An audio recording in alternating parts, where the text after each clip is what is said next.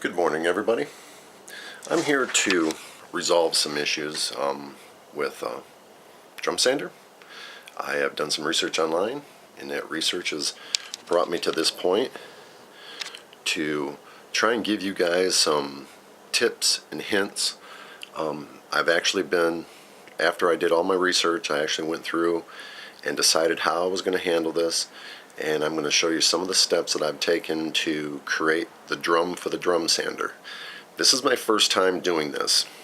Unfortunately, no matter how you look at it, that I'm going to run into bumps and bruises, and as I go through, I'm going to show you how I resolve them, or how I fix them, or how I do it right in the first place.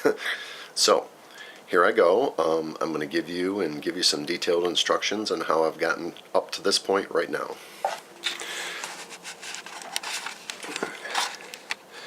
To show you where I'm at is that I cut some. I'm going to use a piece of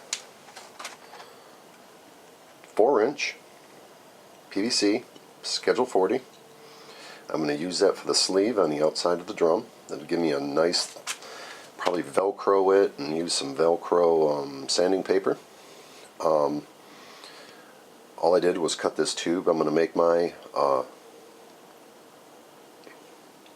drum sander 32 inches long, and I'm going to show you how I take care of making sure center wood to outside center of the inside of the Schedule 40. I'm going to show you how I go from point A to point B, and here we go. I first cut, being that the inside diameter of the Schedule 40 is 4 inches, outside's 4.5. I cut these pieces of wood out of plywood. I'm going to use a little bit of solid hardwood throughout it, just for a little structural integrity. But I took this bit here, which is a 1-inch mortise bit. I took these pieces of wood, I cut them larger than the hole I need to make. I'm right now, after drilling, I'm going to take this over to the bandsaw and I'm going to cut outside that circle. I took that square piece of wood and drew an X from corner to corner, which would give me a center to actually drill the mortise and bit through. That'll give me a perfectly aligned in the middle spot. You may ask how I got this circle where it's at. What I did was do a preliminary piece of wood and roughly trimmed it down till I had an exact tight fit inside the cylinder. So what I'm going to do is I'm going to show you that this piece of wood is going to go in there after cutting it. To give you a quick description of how I got from point A to point B, is I took my router as such. As you can see, I drew a 1-inch hole inside on this piece of plywood, and this is kind of my feeder board that goes in. I use this, being I'm going to use a 1-inch shaft, I have a 1-inch dowel that goes inside. This is a solid piece of oak. I run the pin through, I pushed it down, and I push this over. I may put that down flat, and that gives me a place to spin on a center, which is going to give me a super true round in parallel with this round. So I went in and I trimmed it till I got it to fit this tube perfectly. Now what I do from there is there's some helpful little tips and hints out in the on YouTube, and I actually went out and actually grabbed some of them and actually used some of them hints. This was done a little differently, but using a flush cut spiral bit gives me the opportunity to create a perfect round off of this pattern. We've heard of patterns a lot through the woodworking organization, but this one works great. As you can see, I've got a bunch of these rounds already cut and tucked up in the sleeve. That is my 1-inch keywayed channel, and this is my setup to do this.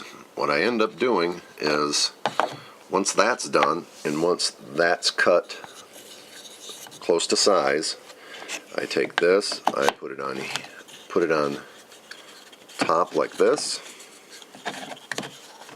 Sorry, not on top.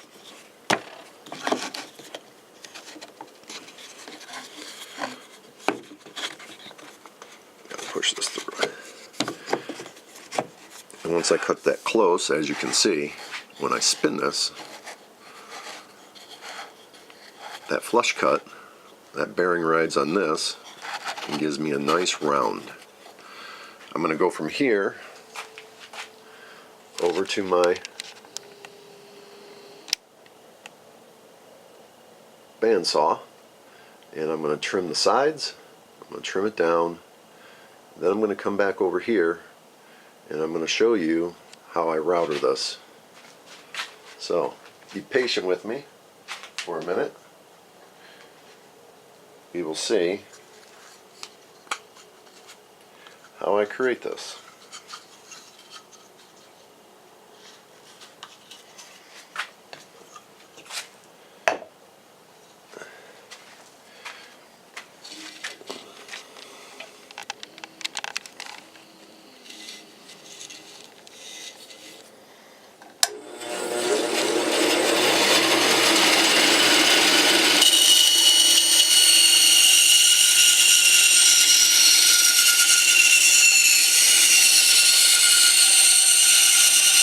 You only have to cut it close. The router will completely clean up the rest of the outside of this.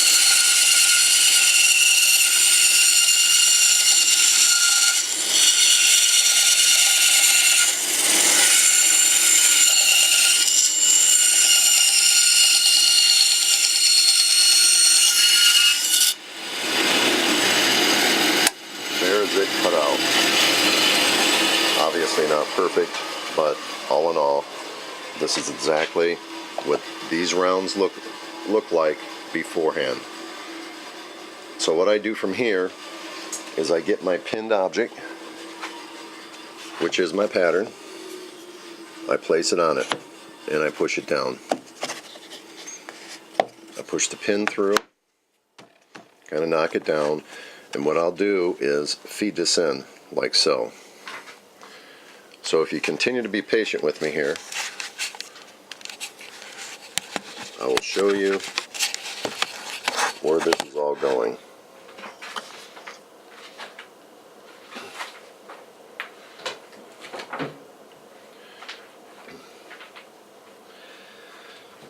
I have to grab a couple safety devices here.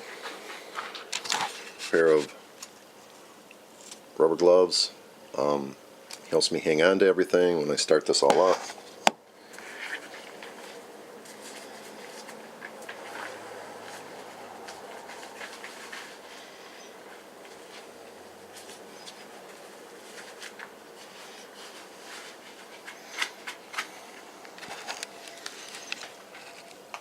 I use this clamp, not super tight but snug. That way I don't, gives me kind of a little bit of a pivot arm. So, as you can see, line this up.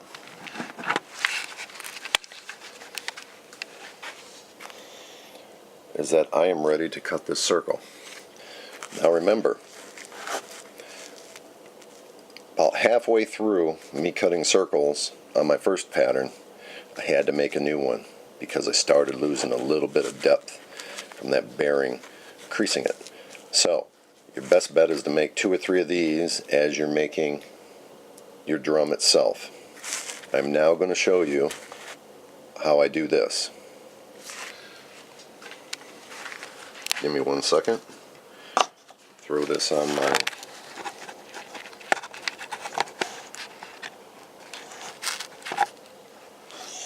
makeshift tripod.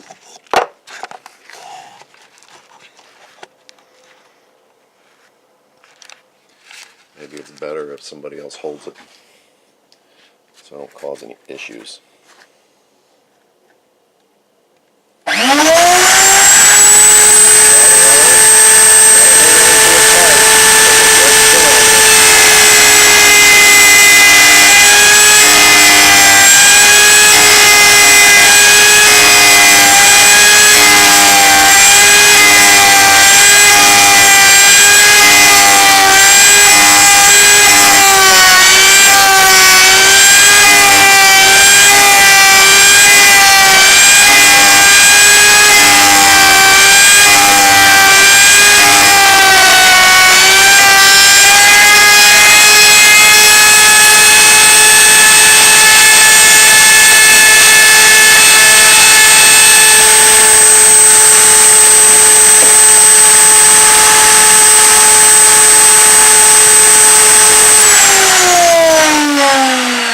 Okay, as you can see,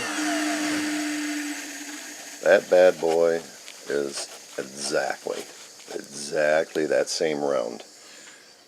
That will come up to here and actually be continuously on the insert, and you will get them perfect rounds. This is the first stage. I'm going to continue to go and do what I'm doing. It's very important that me to show you exactly how I'm going from point A to point B. This still is all a experiment. Obviously everybody or anybody that is putting themselves in this row, in this position, has to line everything up, of course, in a row. You got to start from point A to point B, and this is not for a novice. This is for somebody that actually believes that they can do this. I have a mechanical background, and I'm creative also, so this gives me opens up a lot of venues that I'm going to have to put a lot of my experience together to do this. So, back to the little beginning. Started out with a 4.5 by 4.5 piece, a little wider than the inside circumference of the scheduled 40 4-inch. I'm going to sleeve that. As you can see that how that's set up over there, that slides right into that tube. That is basically going to be a filler all the way across, so I'm going to have a solid drum from one side to the other. I started with that 4.5 piece by 4.5 piece. I drew that X on it. After I drew that X on it, I used my drill press with a 1-inch mortar some bit, drilled this hole out, used my bandsaw as you just seen, and then used my router to make them perfect. So until the next video, thank you, and thank you for watching.